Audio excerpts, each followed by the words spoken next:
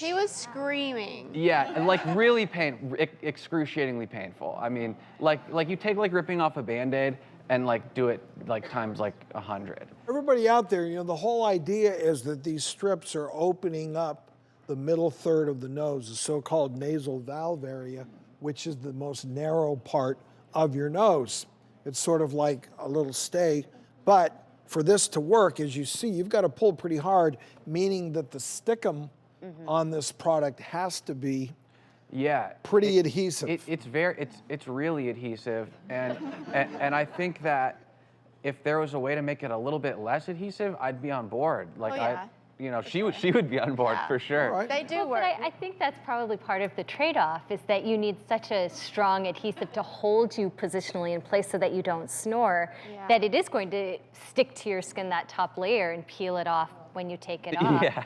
I think that also adhesives can commonly cause something called an irritant contact dermatitis. And we see that where even the material in something may be hypoallergenic like these strips are supposed to be, but then over time the adhesive itself causes a reaction in the body. That's when people come back and they have those red lines and welts where their Band-Aids were as well. So I suspect there may be a component of both irritant contact dermatitis plus that adhesive is just so strong it's going to tear anything off with it. Yeah. Maybe if you were to consider using these again, you could use something like acetone to help loosen it and get rid of the adhesive, at least so that even if it's a little irritated, it doesn't actually tear off your skin with it. Yeah. We did have another couple that we tested, Lord and Jabin.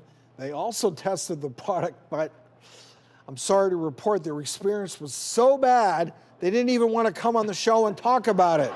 So I think it's probably some of the problems you had with application and getting it off that didn't work. Yeah, but there are other things you can try, because I see a little bit of sadness in your eyes, girl. Like a little something. We got to get them some help. Sleep.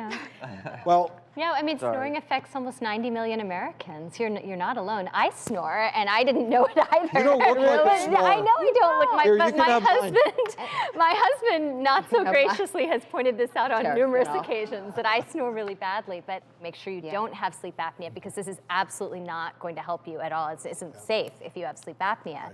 But then to definitely be careful about the way you choose to address it. Maybe with some help for the adhesive, maybe this is a reasonable option for you. Honestly, I felt really good the next day, which I wasn't expecting. If it didn't tear off the skin, I'd probably use as it. long as you don't need your skin, it works. Yeah, exactly. We all need our skin. Well, We have to need that. Haley and Chris, Not thank good. you for coming. You're a delightful couple, and no snoring or no snoring, it's working for you too.